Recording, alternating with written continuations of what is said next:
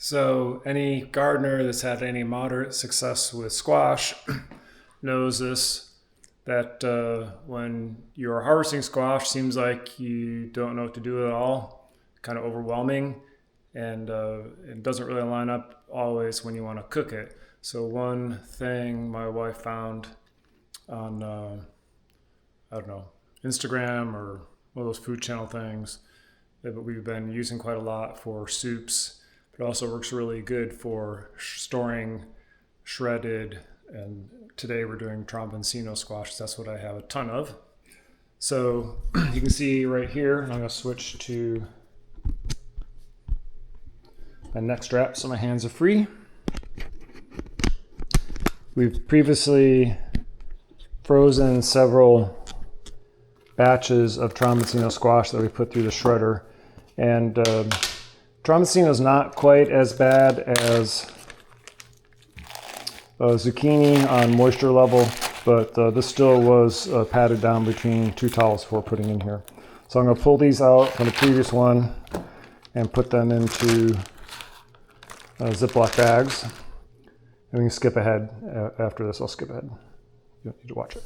But basically I'm pulling these out, putting them in Ziploc bags, and then they can be used later or given to friends and family that they can use it to incorporate into breads or stir fries, really anything that can use shredded squash. And you don't have to worry about your squash going bad. You've frozen them into blocks, put in the freezer, you can just take them out, thaw them in the microwave when you need them. And these are set up as 1 cup and 2 cup cubes, but whatever you think is best for your recipes. So I pulled all those blocks out of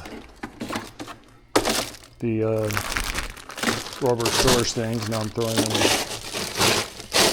into the freezer. This little chest freezer we have for venison and other things. It works good for frozen vegetables. So now those blocks are in the freezer and convenient to use anytime. By far the best way, I think, to shred squash is with a food processor. So I've already pre-cut these up, and I'm going to turn it on.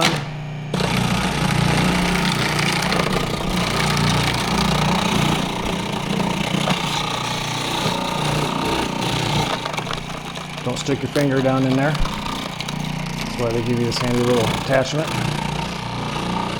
And you've gotten to a point where it starts looking pretty full, and we're going to dump it out.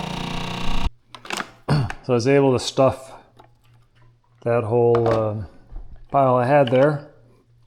Probably might have overloaded it a tad, but so there you can see all the shredded squash. Now the next step you want to do, these tromboncinos aren't quite as bad on moisture, but you can still see there's a little bit in there.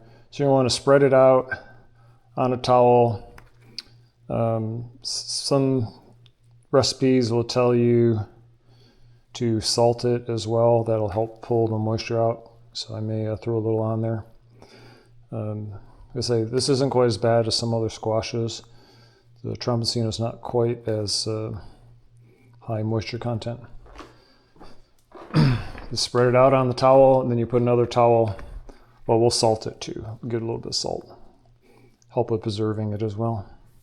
I want to get crazy with salt, but a little bit.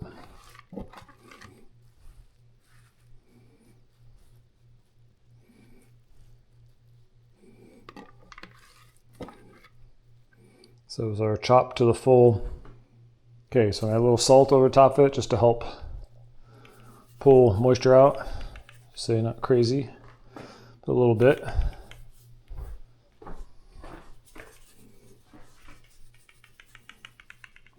And certainly if you're on a salt restricted diet, don't feel like you have to do that step.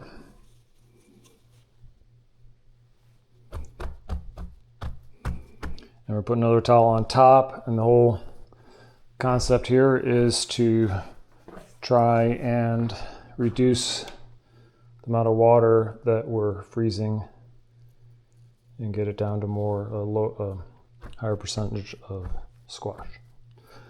So this is something you just I'm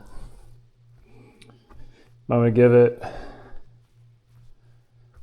10-15 minutes or so to for the salt to work a little bit on that squash, and for towels to absorb it.